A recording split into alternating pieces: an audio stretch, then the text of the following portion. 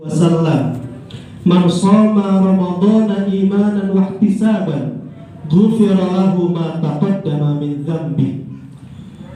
Barang siapa yang berpuasa di bulan Ramadan, dalam riwayat lain redaksinya bukan shoma, bapak-bapak dan ibu-ibu, man qoma ramadhana, barang siapa yang menghidupkan malam bulan Ramadan yang dilandasi dengan iman dan mengharapkan ganjaran dari Allah Subhanahu wa ta'ala, maka Allah akan mengganjarnya ghufira lahu ma taqaddama min dzambihi, yaitu Allah akan mengampuni dosa-dosanya yang telah lalu.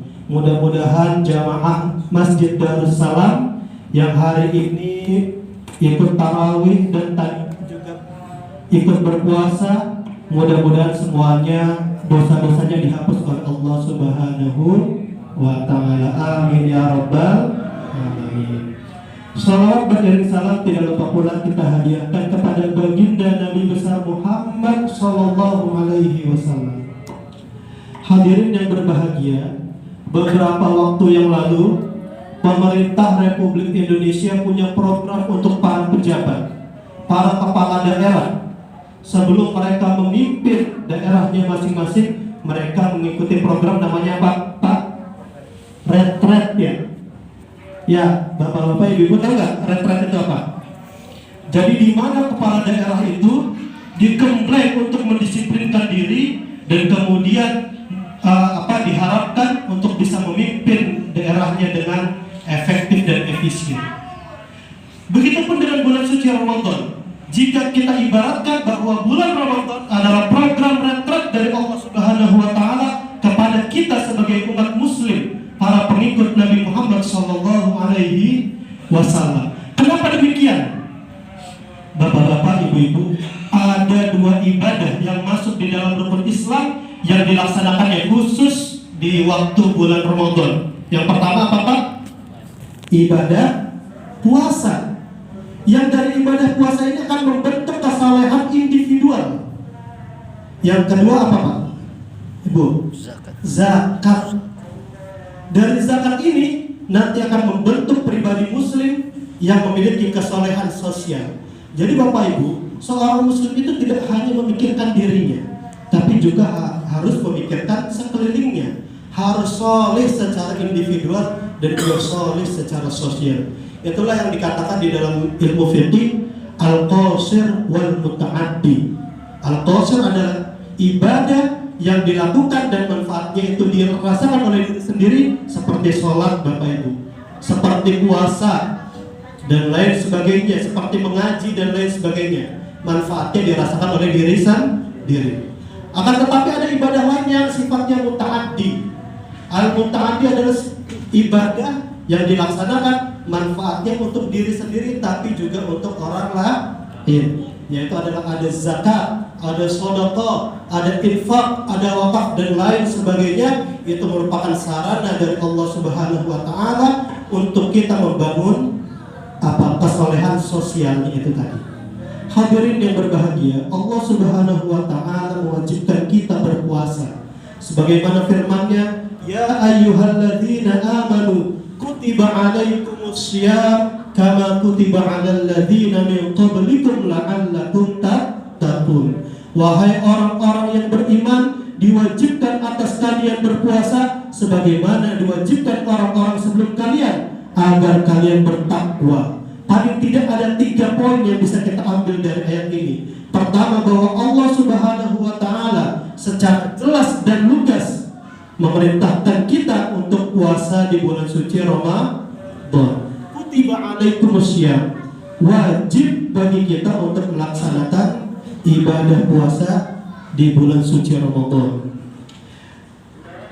Ibadah puasa merupakan ibadah sirriyah, ibadah yang sifatnya rahasia. Kalau kita sholat, kita bisa kelihatan orang itu sholat, tapi kalau kita ibadah puasa, kita tidak tahu apakah dia itu puasa atau tidak. Betul apa tidak? Betul ya? Saking rahasianya, bahkan pahalanya itu oleh Allah Subhanahu wa ta'ala dirahasiakan. Kata Allah melalui hadis qudsi, melalui lisan Rasulnya, as-shawmu li wa ana ajzi bihi. Kullu kullu amali bani Adam lahu illa syiyam fa inna syiyam li wa ana ajzibi. Setiap amalan anak Adam itu untuk dirinya kecuali puasa. Maka kata Allah, puasa itu untukku dan biar aku yang menilainya, biar aku yang memberikan ganjaran seberapapun yang aku inginkan, kata Allah Subhanahu wa ta'ala. Yang kedua, Allah mengikhbarkan di dalam ayat tersebut bahwa umat terdahulu itu juga ikut berpuasa. Pertanyaannya, siapa umat terdahulu? Kapan mereka berpuasa? Dan bagaimana cara mereka berpuasa? Di dalam tafsir At-Tabari paling tidak ada 3 pendapat Bapak Ibu. Yang pertama adalah bahwa yang dimaksud dengan orang-orang terdahulu adalah kaum Nasrani. Mereka berpuasa sama sebagaimana kita di bulan suci Ramadan, dan sama tata caranya dari terbitnya fajar sampai dengan terbenamnya matahari. Akan tetapi karena Bapak Ibu di Arab sana bulan Ramadan itu adalah syiddatul hararah, bulan yang musimnya sangat panas, sehingga umat Nasrani ketika itu tidak sanggup dan menggantinya, memindahkan waktunya di pertengahan antara musim panas dan musim dingin, dan ditambahkan 20 sehingga puasa mereka menjadi 50 hari. Pendapat yang kedua sama sebagaimana pendapat yang pertama, akan tetapi beda caranya.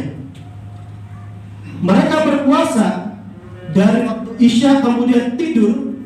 Setelah bangun tidur itu sudah dihitung puasa sampai datangnya waktu malam. Kalau kita Bapak Ibu, kita masih ada waktu untuk sahur, ya kan? Tasahharu fa inna fis sahuri barakah, kata Rasulullah. Sahurlah kalian karena di dalam sahur itu ada keberkahan. Tapi umat terdahulu tidak. Jadi Bapak Ibu, kalau habis Isya tidur, bangun jam 12 itu udah gak bisa sahur, udah masuk itu bagian daripada puasa sampai ketemu malam hari. Ini menurut pendapat yang kedua. Pendapat yang ketiga, bahwasanya umat terdahulu puasanya itu sebanyak 3 hari yang dilakukan di dalam setiap bulannya. Jadi dari bulan Muharram 3 hari, Safar 3 hari, dan seterusnya. Dan ibadah semacam ini dilakukan oleh umatnya Nabi Nuh sampai seterusnya sampai diwajibkan ibadah puasa di bulan suci Ramadan. Akan tetapi terlepas dari perbedaan pendapat itu semua, kenapa Allah mengikhbarkan kepada kita bahwa puasa itu juga dilakukan oleh umat terdahulu? Karena Allah ingin mengajarkan kepada kita, Allah ingin agar kita bisa melakukan puasa sebaik mungkin, lebih baik daripada umat yang terdahulu. Kemudian yang poin yang ketiga, di dalam puasa tujuannya adalah la'allakum tattaqun, agar kalian bertakwa. Kenapa puasa bisa menjadi wasilah bagi kita untuk menjadi orang yang bertakwa? Karena di dalam puasa itu para hadirin wal hadirat yang dimuliakan oleh Allah Subhanahu wa ta'ala, itu bisa menyehatkan badan kita yang pertama, bisa mensucikan jiwa kita, dan juga mempersempit ruang bagi syaitan untuk membisikkan dan mengganggu keimanan kita. Di dalam sebuah hadis Rasulullah SAW, ya ma'syarul sabab, ya ma'syarul syabab, man istata'a minkumul ba'ata fatazawwaju, fa in lam tastati' fasyamu alaih. Al-hadis kurang lebih seperti itu. Rasulullah bilang kepada para pemuda, wahai para pemuda, kalau kalian sudah sanggup untuk menikah, menikahlah.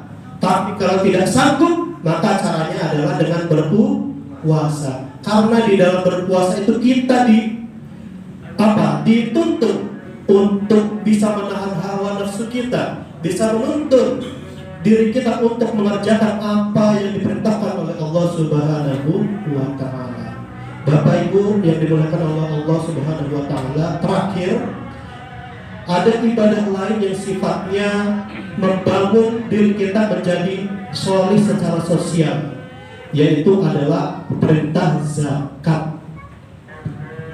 Allah Subhanahu wa ta'ala berfirman, khudh min amwalihim shadaqatan tutahhirhum wa tuzakkihim biha. Khudh, wahai Muhammad, ambillah dari harta kaum muslimin. Sedekah maksudnya adalah sedekah wajib, yaitu yang dimaksudnya adalah zakat.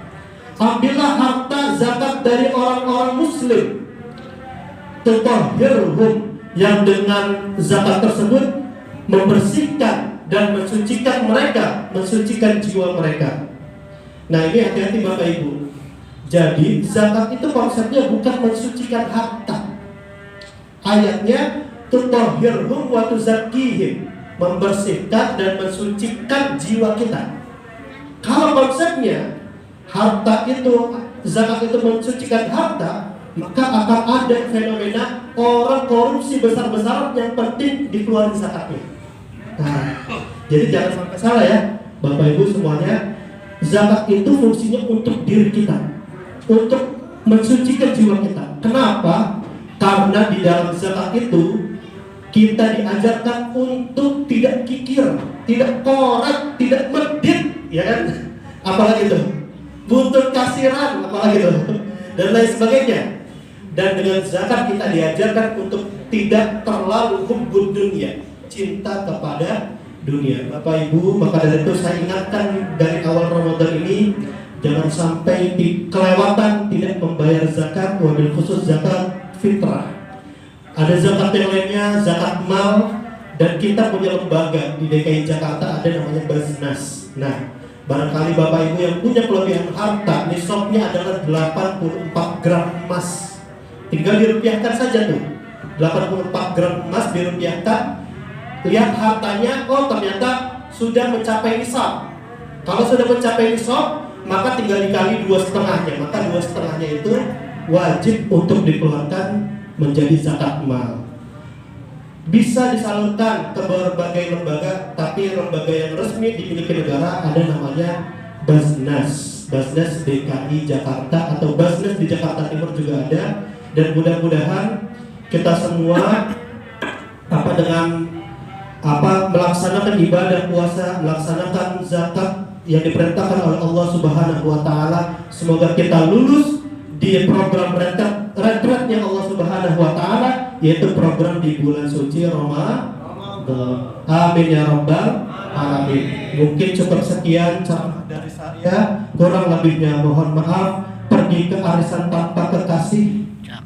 Cukup sekian dan terima kasih. Wallahul muwaffiq ila aqwamit thoriq.